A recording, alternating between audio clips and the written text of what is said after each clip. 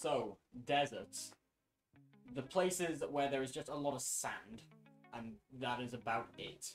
Probably one of the hardest places to live ever. Probably is really hot, and I'm not talking about Antarctica. I know Antarctica is really cold and it's kind of a desert, but there's frozen water there, so that's a different story, and I can talk about it at a different time. But deserts that have sand,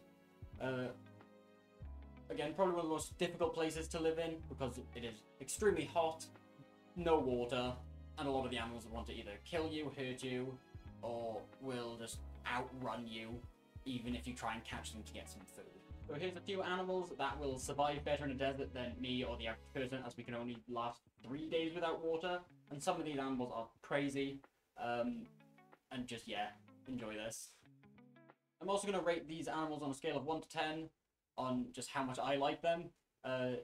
Feel free to put down in the comments how you feel about these animals, but this is my own opinion and how I feel about them, and just how my little brain likes to kind of think of each of these animals, because all of them are different, all of them are cool, all of them are adapted in their own ways, but some of them I just don't like. I don't like the look of, and they scare me a little bit. They scare me, okay?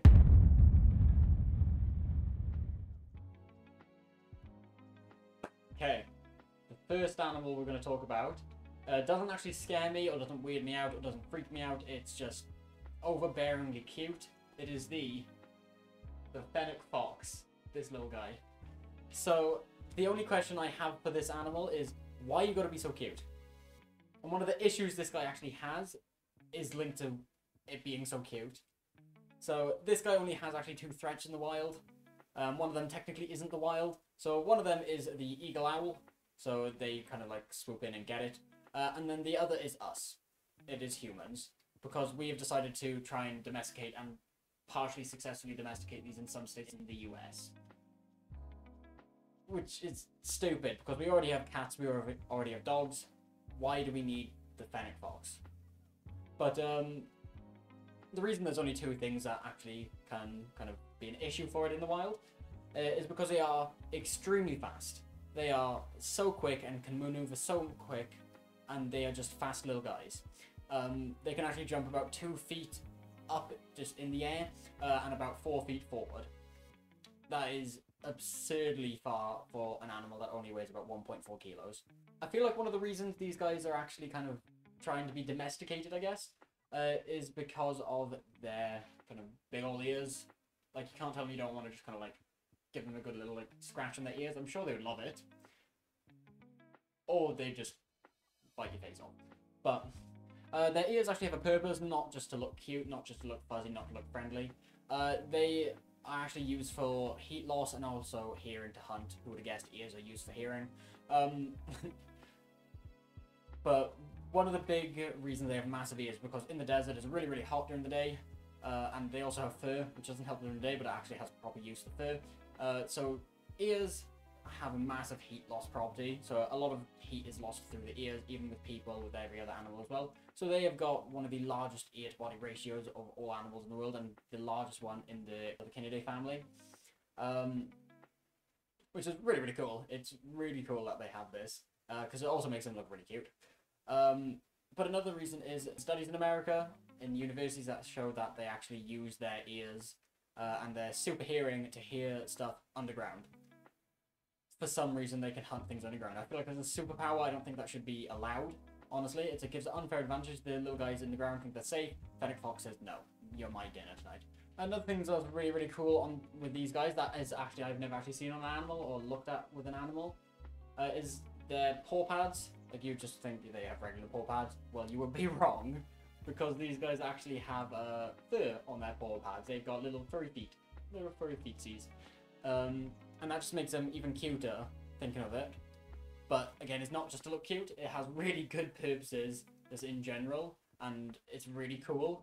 So they basically will just kind of like, as they're going around on the sand and that sort of stuff, they have this fur to stop them from sinking and stop them from getting stuck, because it just adds that bit of extra surface area so they don't sink. But also, it's to stop their little paws getting too hot, so they don't get too hot on the hot sand, because it's really hot in desert. It stops them from burning their little paws. It's so cute. But these guys, they don't actually need to drink water. They pretty much get 100% of their water intake from the food they eat. So they've got it sorted out. They don't need to find a puddle or find a pond or find an oasis or whatever, because you won't. It's very rare to find any water in a desert, which is kind of the point of it being sandy and just sand, as I mentioned.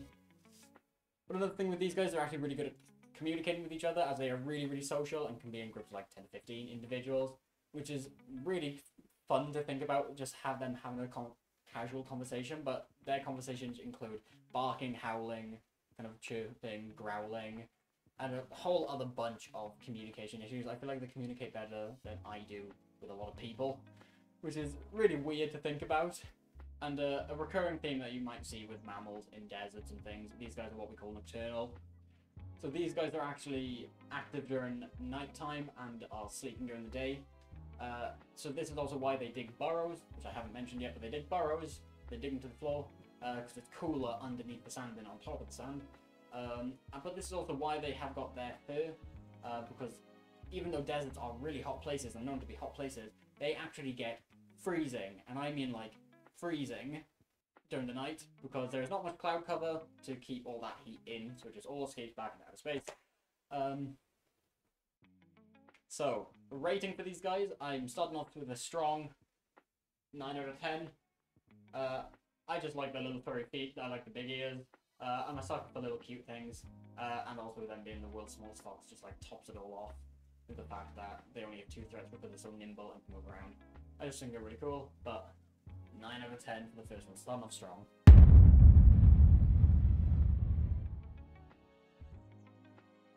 Okay, species number 2. We have a thing called the Jabo. The Jabo.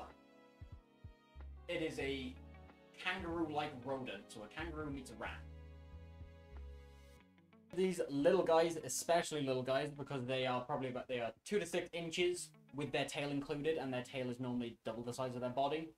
And they weigh about 25 to 30 grams on average between the whole 33 different species of these guys that I found. I'm not going to talk about every single one of these species, because that will just take forever. But what I will do is talk about 2 of them in a little bit. But they're on average 25 to 30 grams in weight, which is lighter than every single gaming mouse I have found, including the Logitech G Pro Superlight, which is about 63 grams, which is this thing. So this weighs more than this. Okay. So there's 2 different species I want to talk about. Firstly, we have got the pygmy Jabo, and pygmy means something smaller. So you've got pygmy goats, you've got pygmy pigs, and then you have the pygmy Jabo. And you cannot tell me this is not one of the cutest little animals you have ever seen in your life. It is 4 centimeters in its body, so it is like this yay big. And then he has an 8 centimeter tail. His tail is so much longer than his body. It's twice the size. Like, why are you so small, little man? And these guys are found in Pakistan. Each one of these species has their own little genetic thing, so there is a reason for him being this small. But I just like how cute he is, because again, look at him. He is tiny. Tiny. But another one I want to talk about is the long-eared Jabo.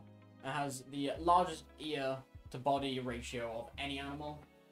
And yeah, it's going to be for heat loss as well. More than likely, big ears equals a lot of heat loss. So that he's going to be living in a really hot place. Unfortunately, these guys aren't really popular. No, I say unfortunately. Fortunately for them, they're not very popular in the pet industry. And that is unfortunate for people, because I'm sure people want these little cute things. But it's a good thing they're not, because they carry monkeypox. You know, the thing that can give you skin rash, muscle aches, headaches, skin lesions for 2 to 4 weeks. Yeah, they carry that thing. So yeah, with the addition of some swollen lymph nodes, if you really want one. So if you want any of that stuff, go ahead and grab yourself a Jabo. But yeah. Oh, I didn't say these guys can run 50 miles per hour or 24 kilometers per hour as well. So they are really fast. They're probably faster than the average human, with obesity being on the rise. So, yeah. So the rating for the Jabo, and I'm including every 33 species into this because I don't want to write 33 different ratings out for them, is going to be modest 6.5 out of 10, because even though they are really cute, quite small little things, The legs freak me out a bit. Them being so small freaks me out a little bit. And also the fact they can have monkeypox is a pretty big downfall for them on a rating scale. But still very modest. Very above average. Okay, now we're going to talk about a thing called the Camel Spider, which is... I know you're so excited to see this thing. I was so excited to see it and to research it. I hate it. In my opinion, it looks disgusting. I don't like insects. I don't like things that are spiders. And this is just not fun. But I'm sure it's fun to some people, so let's talk about it. So this is also known, well, this is known as the Camel Spider, the Wind Scorpion, the Sun Spider, and also the Egyptian Giant Sowl Pyljid. Love a thing that has lots of different names, because then we can call it different things. But these guys, first of all got kind of known and were famous weirdly during the Iraq War in 2003, or the Iraq-Nid War. Funny jokes. But no, they came to fame there because there was a lot of different photos and things that were kind of fake, where they were showing them to be like half the size of a human, so like 7 times bigger than what they actually are. And were able to actually run, and apparently they were able to run the speed of a human as well. And they had really, like, bloodlust, that they wanted to kill everything and wanted to bite everything, and I can actually believe it if you look at it. If you looked at it and there was, like, some scale trickery, I would believe it. They are not fun to look at. But, these guys can run, it just doesn't get better, these guys can run 10 miles per hour, so if you're a slow human, unlucky. They can live up to a year, so that's not too bad. But they are, it says they are a vicious predator to insects, rodents, lizards, and small birds. Why can insects eat birds? Why can this eat this? It shouldn't be able to. And they have got large, powerful jaws, which are a third of their body. So if you can see this photo here, the jaws are a big portion of their whole size. They're not deadly to humans though, thankfully, so we're fine. They can bite us, it'll hurt a lot. But they do turn their victims, so their insects, rodents, lizards, and small birds, into a pulp. So it uses its jaws, grinds them all together, and turns it into a pulp. And they're not venomous, thankfully they're not venomous, so if they bite us, it just hurts.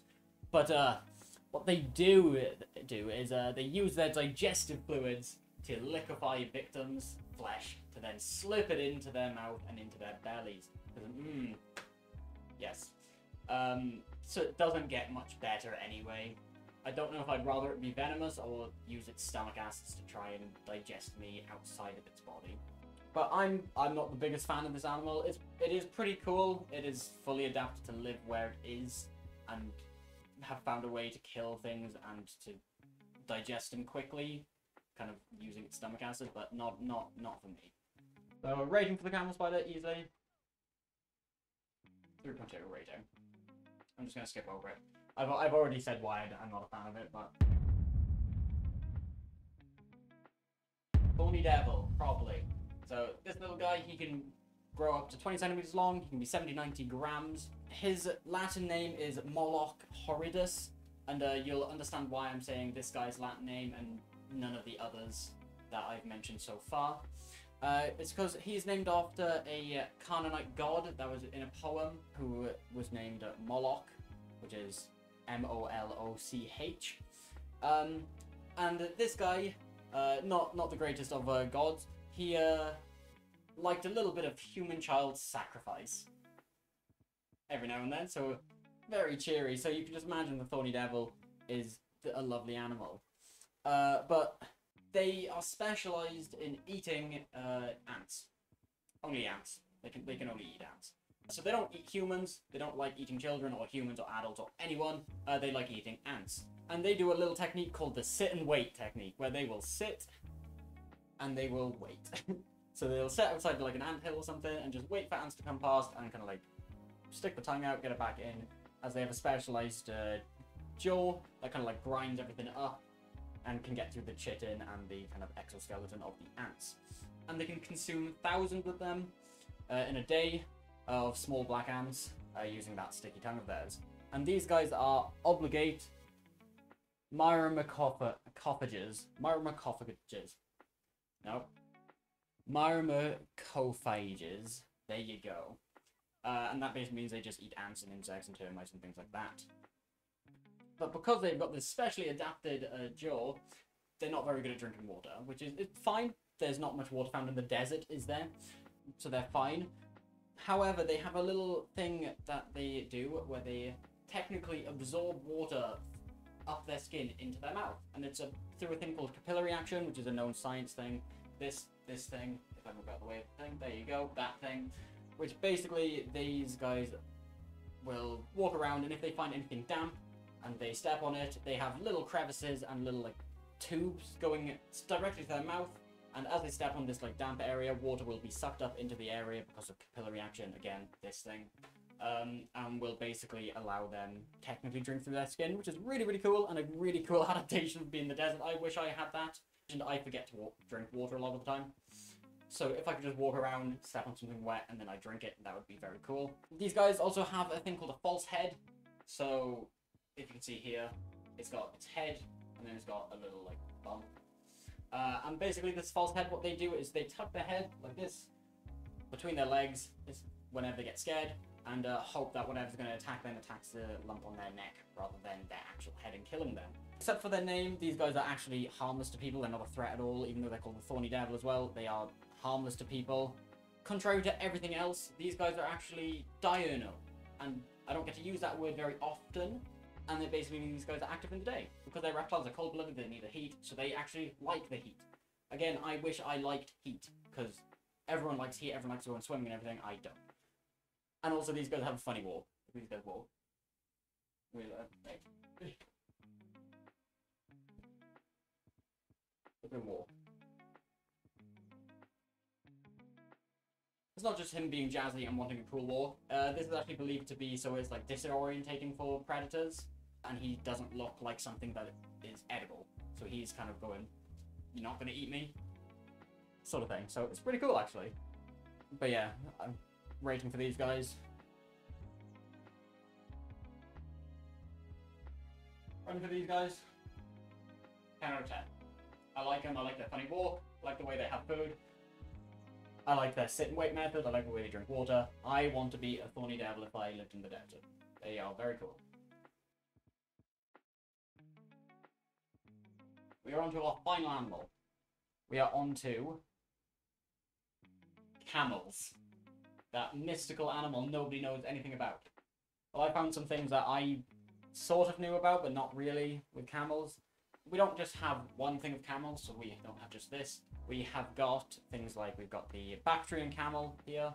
We have also got the dromedary camel here. And the biggest, easiest difference between them is 2 humps to 1 hump. So you've got the Bactrian 2 humps and dromedary 1 hump. And they can weigh anywhere from, with the dromedaries being 1,320 pounds max, and the Bactrian camels being 1,100 pounds max. So they are heavy boys and girls. Don't discriminate. But there's some really cool things about them. They can live 40 to 50 years, so more than a horse. Horses live 25, 30 on average. And they can run just as fast as the horse, maybe a little bit slower, but not that much. They can run 40 miles per hour or 65 kilometers an hour. So they are quick. And because they are quick, there's actually a thing called camel racing. And I have learned that there is so much money in camel racing, so if you want to invest money, don't do it in Bitcoin, don't do it in Dogecoin, don't do it in any crypto, because that is awful. Do it in camels. A camel, an average camel for racing is anywhere from $50,000 to $200,000. Yeah, but there was one recently that sold for $1 million. So just, if you want to have any money, camel racing's where it's at. So, living in the desert, they have got, obviously it equals a lot of sand, as I mentioned. I hate sand. It gets everywhere. It gets in my shoes, it gets in my socks, it gets in my clothing, it gets in my mouth. I don't eat sand. It just gets there somehow. So, and camels know it gets everywhere, so they have developed loads of different things to kind of stop it from getting in places they don't want it, like their eyes, their nose, their ears, things like that. And they've got like tufty bits on the inside of their ears, so the ears look like this, so they don't get sand in there. They also have 3 sets of eyelids on their eyes, so their eyes, 3 sets of eyelids, pretty cool. And they also have 2 rows of eyelashes. So their eyes are like fully protected. They're more protected than my eyes are with glasses and probably swimming goggles on at the same time. They also can fully close their nostrils, so they just kind of go like that, you know. But they do it without having to put their hands there, or their hooves, or their feet. And they can completely close their nostrils in the sandstorm, so they're not inhaling lovely bits of sand, grit, and that sort of stuff into their nose, so they can actually breathe, which is really cool. And you know, the eating and drinking thing that I was talking about, that is a really big issue in deserts, and that's why humans are struggling to live in deserts all of the time. Camels said, screw you, I'm gonna do my own thing. They have really thick lips, so they can eat the really hard and thorny food, like cactuses and other shrubs and stuff that not many other animals would eat because it hurts pretty much. They've got really thick lips that they can forage in it and eat the bits that they need. And with water, they can drink. They do have to drink water, but they can drink if they find a big bit of water, like a little oasis in the desert. Basically, they will be able to drink about 110 liters of that in one go if they really wanted to. If they were really thirsty, so like if you wake up drunk in the middle of the night, you can drink like 2-3 liters of water. They do that, but times by about 50. And they don't actually have to drink water for like months, weeks, or months because of their humps. Their humps can weigh about 80 pounds worth of fat, and all of that fat can kind of be turned back into water or food, and will hydrate and keep them going for a long time, which is really cool. So camels have got it sorted out. I want to have a hump so I can not have to drink or eat for a while. These guys aren't really a threat to people unless you piss them off. And if you do piss them off, they will probably stomp on you, kick you, or spit on you, which I don't want to be spat on by anything, really. For some reason, same as the camel spider, anything with the word camel in it has loads of different names for some reason. In Arabic, there's about 160, let me talk properly, 160 different words for camel, but I think it's like different ways of describing a camel, but it means the same thing. So they understand it, I don't. So, yeah. But one thing I did not know about a camel, well, I've seen videos online, and I wondered what it was, but male camels, I should say, have a thing in their throat called a doula. It is a specialized organ that, to my knowledge, only camels have. If I'm wrong, let me know. But it looks like this. And what the hell is this? It doesn't really have a purpose. The only purpose it has is basically to assert dominance. This is apparently a very attractive thing for camels. Female camels, they see this and say, ooh la la, I want your kids. Not my cup of tea, but yeah, it basically is to assert dominance and for breeding and mating and trying to find a female. So attracting women. Camel, yeah, 7 out of 10. I want the hump, but I don't really want the doula. I'm scared of women, but I'd still rather talk to them than rather just kind of like whipping something out. So overall, I can pretty much easily say that animals in the desert are actually adapted to live there, which is a wild thing. It's not really, it's kind of obvious, but it's cool to kind of look at all the stuff that they're able to do to kind of show how insuperior and weak humans actually are.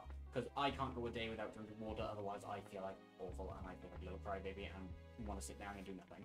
But these guys will go days, even weeks, even months without drinking anything or eating or doing anything like that, which is so damn cool. But I'd like to say thank you very much for watching. Like, comment, subscribe if you enjoyed. Press this button, please. This is my first video. I'm hoping to do at least one a week sort of thing. Because I enjoy talking, I enjoy waffling, and if I can kind of give any conservation or animal knowledge out, that'll be really cool. But, so yeah, thank you very much for watching.